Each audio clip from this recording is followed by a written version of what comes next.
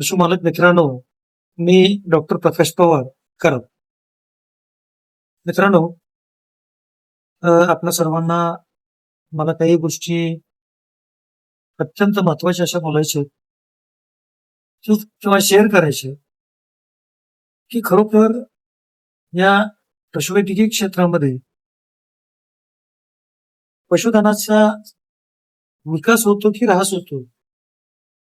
म्हणजे फक्त मी बैलगाडा क्षेत्रापुरतंच म्हणत नाही, तर त्याच्यामध्ये गाई, म्हशी, शेळ्या, मेंढ्या, इतर जी काही जनावर आहेत, त्या सर्वच पशूंच्या बाबत मला एक नेहमी प्रश्न पडतो, की अशा सर्व पशुसेवेकरता पशुवैद्यक पुरेसे आहेत का? आणि पशुवैद्यकीय सेवा लोकांच्या पर्यंत प्रामाणिकपणे पोहोचते. तर मित्रांनो, तुम्हा सर्व शेतकऱ्यांच्या पर्यंत चांगल्या प्रतीची पशुवैद्यकीय सेवा मिळत नाही, हे माझ्या निदर्शनास आल्यामुळे मी एक साध्या डिप्लोमा धारक पशुवैद्यकीय सेवक असून अहोरात्र किंवा 24 तास सेवा देण्याचा प्रयत्न करतोय. अर्थात तुम्ही हा जो व्हिडिओ पाहताय याच्यामध्ये तुम्हाला मी जरी काही अगदी फ्रेश प्रॅक्टिसनं जरी वाटत असले, तरी वयानुसार मी या क्षणी तरी रिटायरमेंटचा माणूस.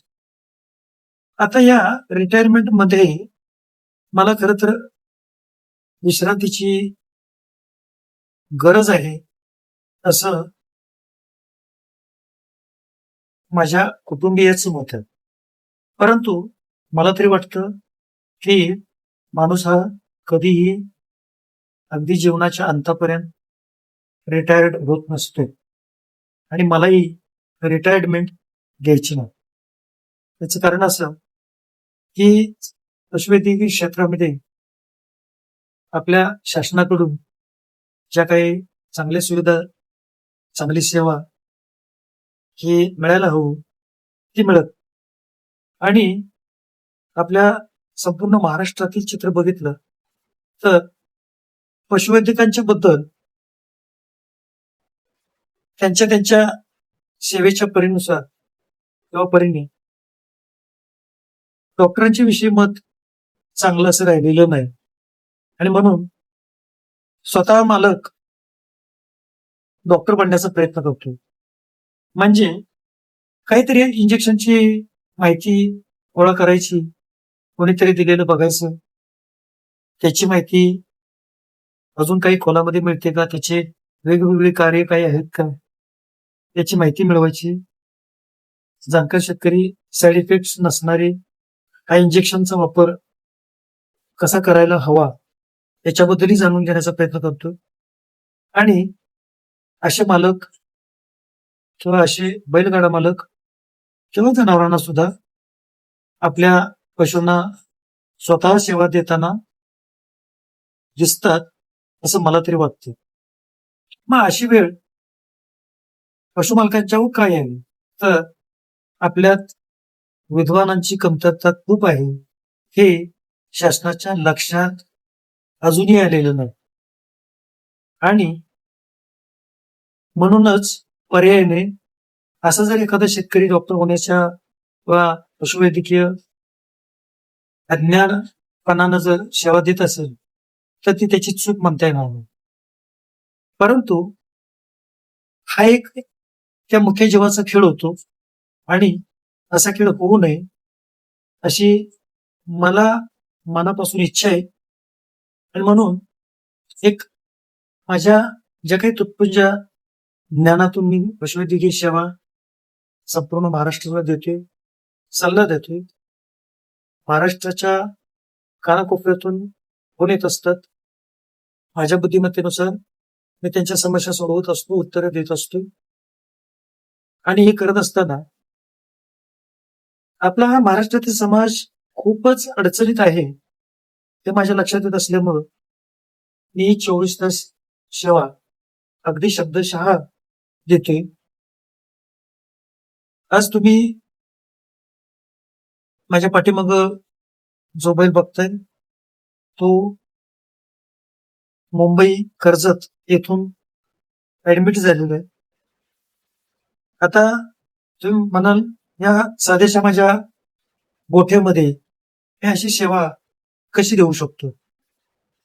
तर अशी सेवा कुठेही देता येऊ शकते.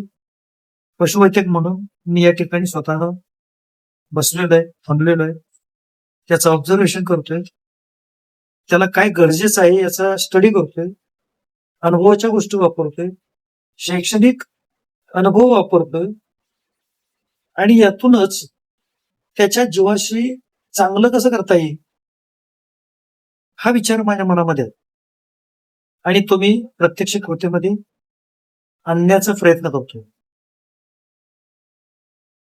थोड्या बहुत अंशी मी चांगला यशस्वी सुद्धा होतोय, परंतु मलाही पुरेसं ज्ञान नाही हे पण मी मान्य करतो. खरोखर पशुमालकांनो, मोठमोठ्या पदव्या घेतलेले डॉक्टर सुद्धा अशा पशुवैद्यकीय सेवेस कमी पडतात हे तुमच्याही लक्षात आलेलं आहे आणि त्याची कारणही बऱ्यापैकी समाजाला माहीत झालेली आहे. परंतु या ठिकाणी मला शासनास एमडीओच्या माध्यमातून विनंती करायची की लोकांच्या पर्यंत अशा सुविधा आणि 24 तास सुविधा तेही तज्ञ पशुवैद्यकांना बंधनकारक करून देण्याचा प्रयत्न करा. पशुधन वाचवा. पशुधनाचा दुवा नक्कीच तुम्हाला लागेल. नाहीतर जे कोणी या संबंधित खात्याशी जे काही मंत्री आहेत ते एक बुजगावणं ठरतील. सर्वसामान्य लोकांच्या नजरेतून त्यांना फारसं महत्व राहणार नाही. त्यांना स्वतःला जरी वाटत असलं की आपण खूप मोठे मंत्री आहोत तर तो त्यांचा भ्रम आहे, कारण त्यांचं या क्षेत्रामध्ये कार्यशून्य आहे आणि त्यांना आपली पदाची उंची जर गाठायची असेल तर समाजामध्ये नक्की काय चाललंय त्याचा आढावा घ्या, समिती नेमा, तज्ञांचे सल्ले घ्या आणि कार्याला लागा. तरच पशुधनाचा तुम्ही काहीतरी कार्यासाठी त्या हातभार लावता किंवा चांगलं कार्य करता हे सिद्ध होईल. अन्यथा अशा तुमच्या मोठमोठ्या पदांना सुद्धा करता इथे राहत नाही. नाहीतर पशुवैद्यकीय सेवा देताना जे काही सामान्य लोक दिसतात त्यांना अडकाटी करण्याचा कोणालाच अधिकार राहणार नाही असंही चित्र आहे. आणि जर पशुमालक जर हाताबाहेर जात असेल तर कालांतराने पशुवैद्यकीय क्षेत्रच नामशेष होते की काय अशी भीती बाळगण्यास हरकत नाही.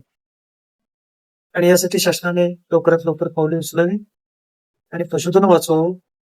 अहोरात्र पशुसेवा द्यायची असेल तर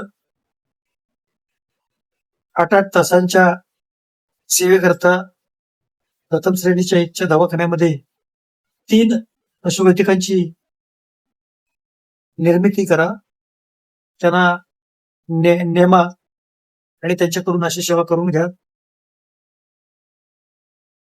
मग ही एक माझी किरकोळ सूचना झाली, त्याच्यापेक्षा बरंच काही मला सांगता येण्यासारखं आहे. तरी सुद्धा एवढ्या काही गोष्टींचा विचार जरी शासनाने केला तर बऱ्याचशा गोष्टी त्यांच्या समोर येतील आणि बऱ्याचशा गोष्टी समाजापर्यंत पोहोचून त्याचा उलगडाही होईल. तर आपण सर्व शेतकरी बांधवांनी स्वतः पशुवैद्यक होण्याच्या भानगडीत पडू नये. जिथं तज्ञ पशुवैद्यकच कमी पडतात तिथं तुम्ही तुमच्या जनावरांच्या जीवाशी खेळू नये आणि तो तुम्हाला अधिकार सुद्धा नाही, हे कायद्यामध्ये आहे. तसं मी जी काही माझ्या शैक्षणिक पात्रतेनुसार जे काही मला ज्ञान आहे, अनुभव आहे, त्याचा एक पशुसेवक या नात्याने वापर करतोय.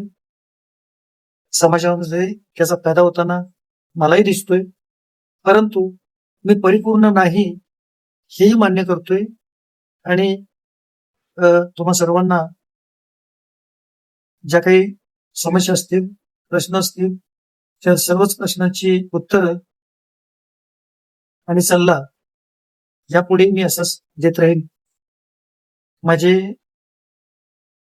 समाज प्रबोधन करणारे असे काही व्हिडिओ आहेत की ते सर्वांच्या पर्यंत पोहोचवावेत, लोकांना शेअर करा आणि जागरूक व्हा. यापूर्वीचे माझे व्हिडिओ पहा. तुम्हाला सतत माझे व्हिडिओ पाहावे वाटत असतील तर सबस्क्राईब करा, आयकॉन बेल दाबा, जेणेकरून माझे वरचेवर येणारे व्हिडिओ तुम्हाला पाहायला मिळतील. खरं तर मी या प्रसार माध्यमाचा वापर माझ्या कार्यासाठी खूप कमी करतो. माझी जाहिरात करून मला पशुवैद्यकीय सेवा करायची नाही. लोकांच्याकडून जी काही माहिती प्रसारित होते तेच माझं